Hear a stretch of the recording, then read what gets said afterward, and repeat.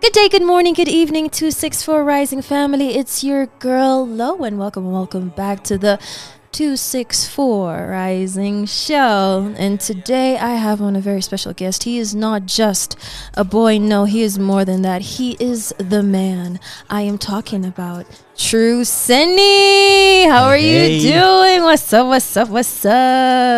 Fine, thank you. How you doing? Thank you for having me, man.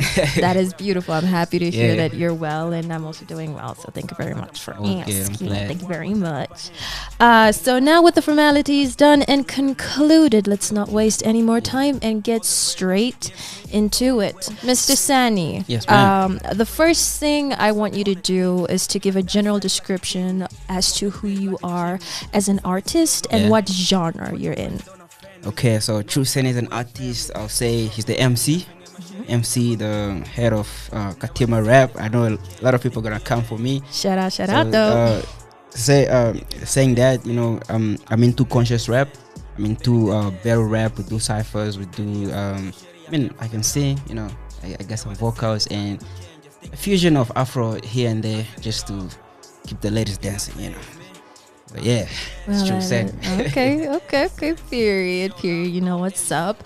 You did mention that you're in the genre of rap and you do a little bit of Afro here and there. Why exactly are you in the genre of rap? I mean, there's pop, there's rock, there's kwaito. How did you end up on rap?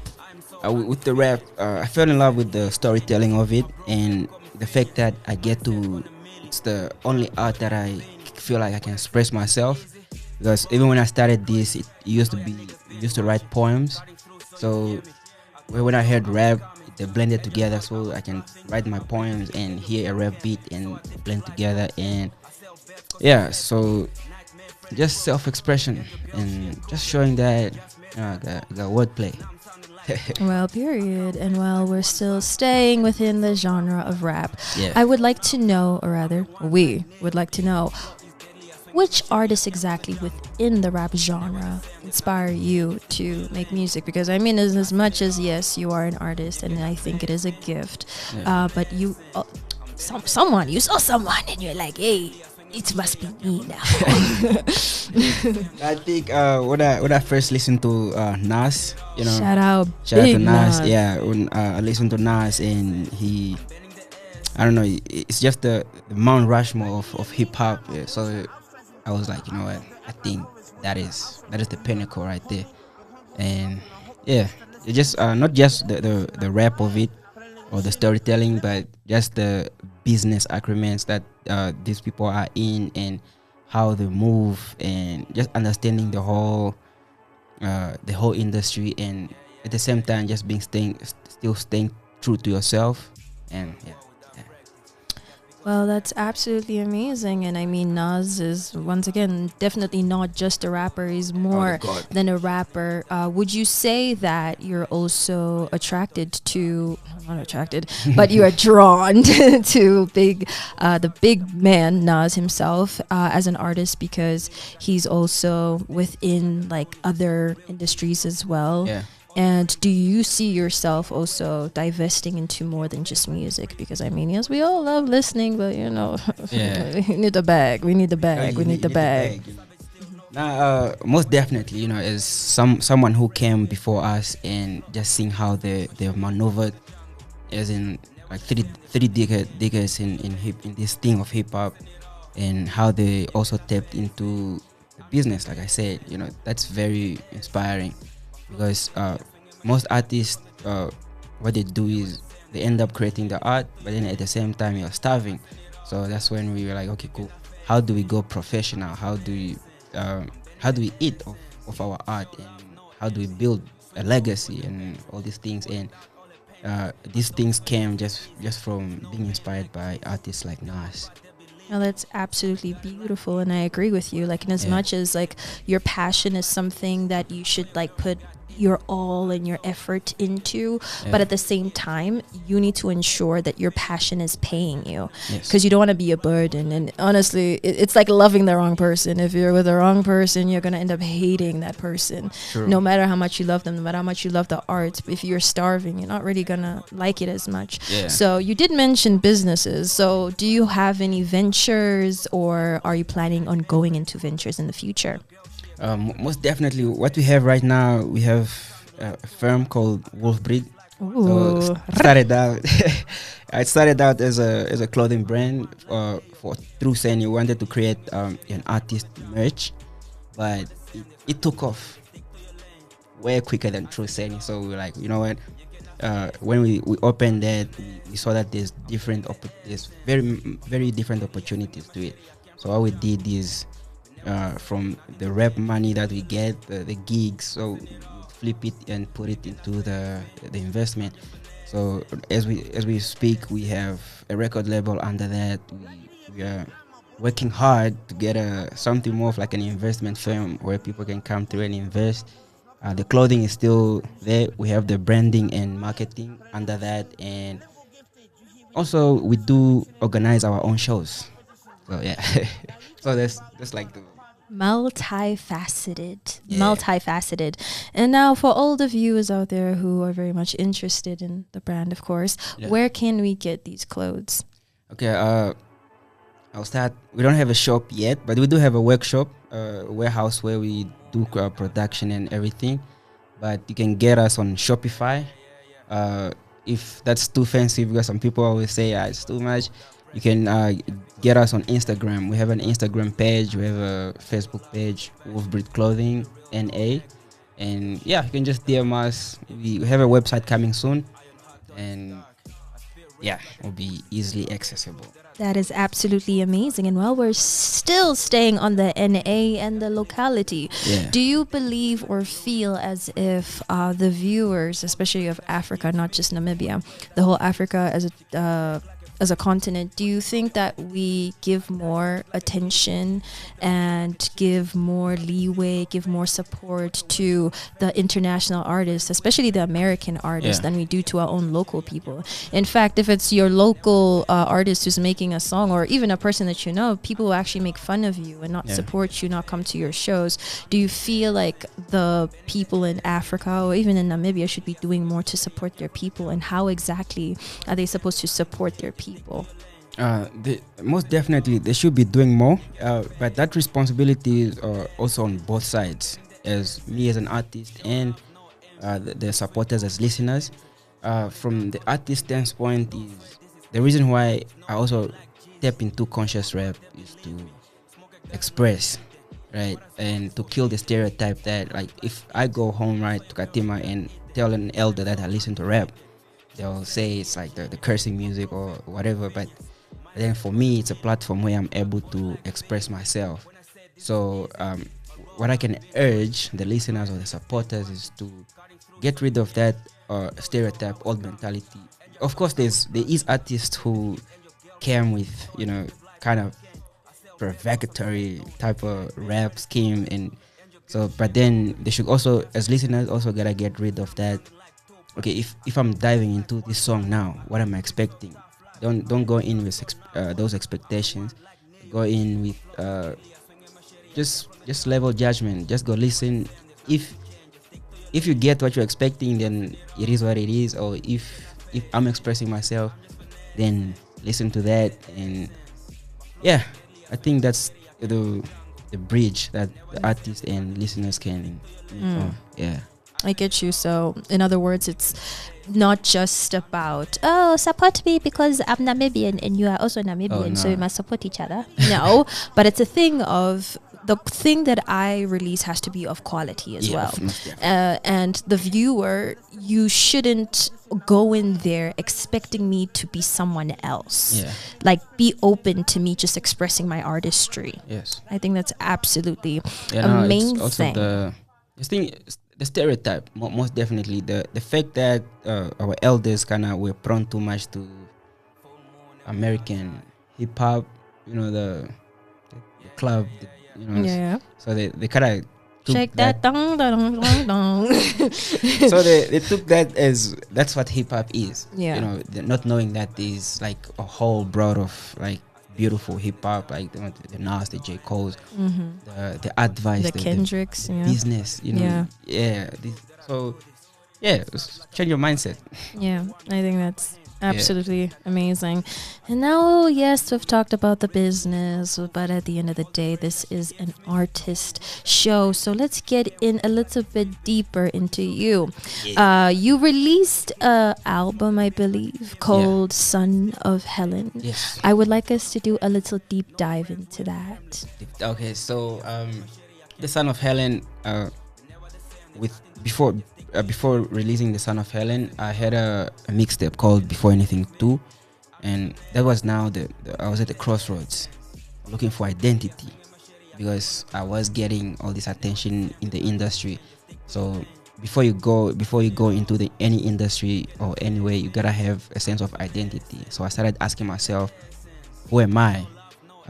So it hit me. First things first, I'm my son's mom. You know, I'm my mom's son. Sorry. Shout out to Miss Helen. Yeah, so I had to. I'm a son in first things first, and at the same time, I was yearning so much connection with my mom, and that kind of gave me a sense of belonging, and that's why I even called the album "Son of Helen," because before the world sees Tru Senny, I am a son to a daughter. Yeah. Period. And that's on period. We love it when the men appreciate the mothers. Of course. Thank you, Miss Helen. Thank you so much in more ways than one. So my question is now, The Son of Helen is a very introspective album. Yeah. What exactly do you do to not lose yourself? How do you form your identity, and how were you able to express that as you were writing the Son of Helen album? Oh, this is beautiful. Thank you for that. Well, I think when you're making a concept album as Son of Helen, you don't want to step out to start rapping about gang or something. You gotta stay in the pocket. So it's more like a character that you step in. It's like preparing for a movie. Yeah. So when I was alter ego. Yeah. So when I was doing this, I'd call my mom every day. Just ask her about how I was growing up as a kid.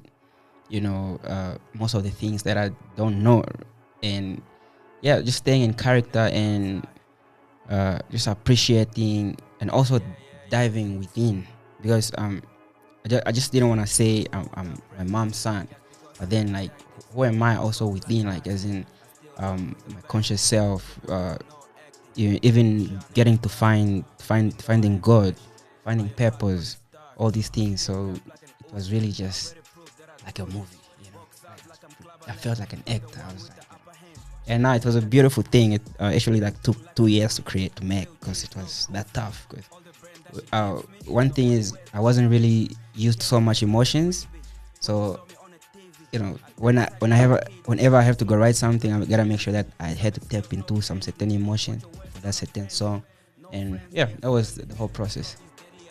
Well, it's good to know that you're centered and you formed your identity, and knowing that you took your time with making the Son of Helen album.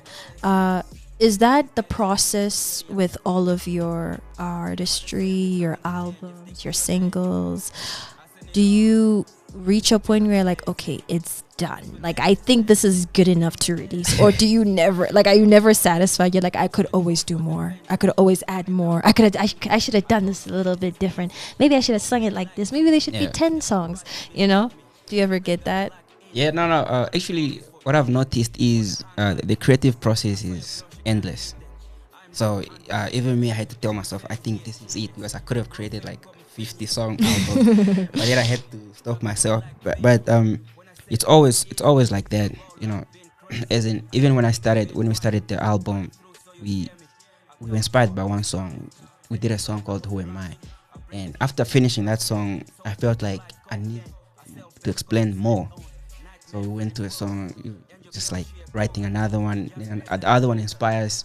So it's more like you write a text and you gotta explain some more again. So yeah, it was.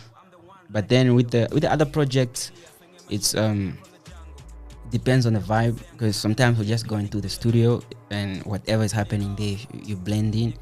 But some sentimental songs, for example, like heartbreaks, heartbreak songs, I have those.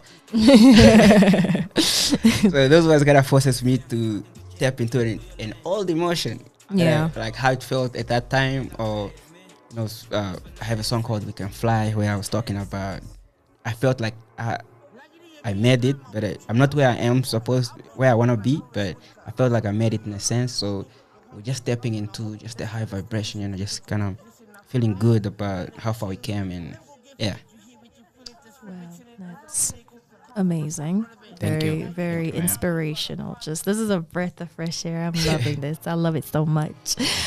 So while we're staying on the topic of the future, I'd like to know, where do you see yourself 5 years from now as an artist, Tru Senny?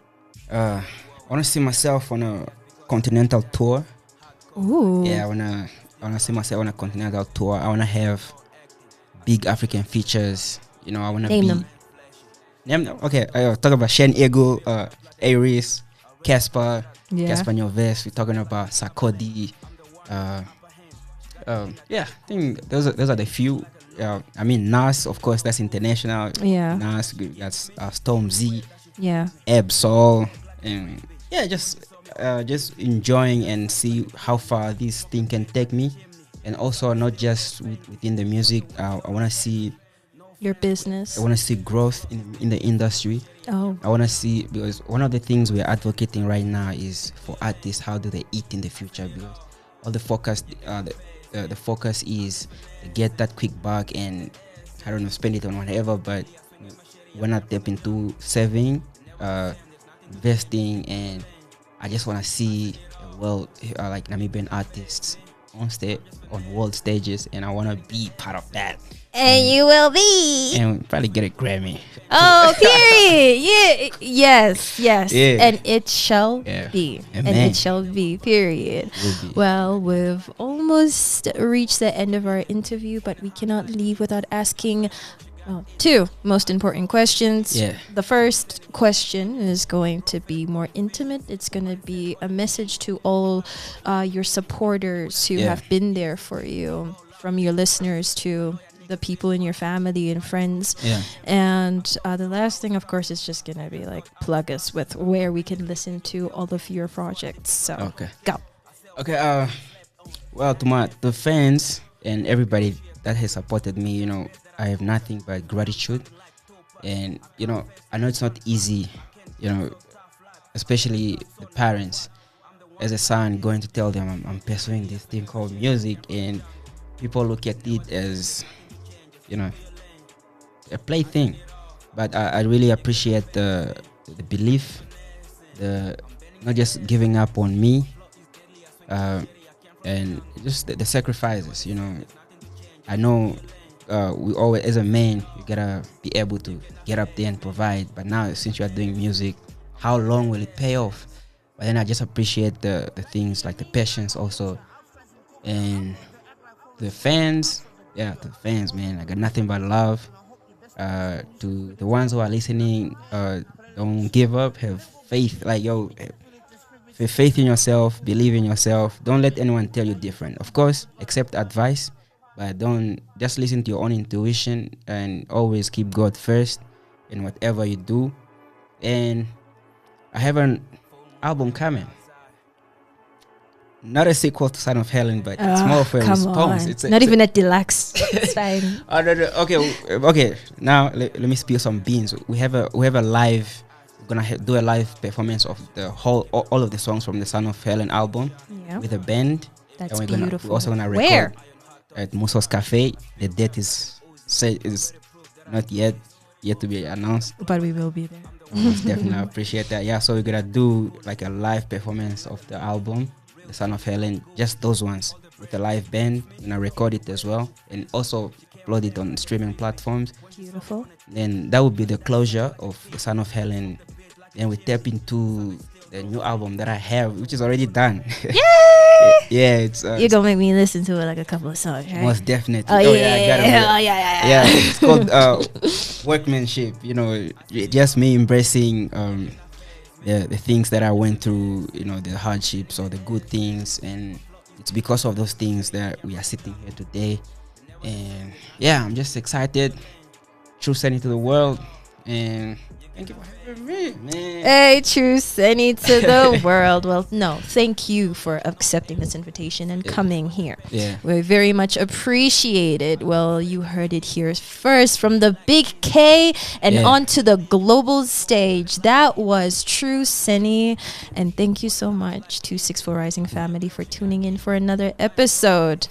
See you next time. Goodbye.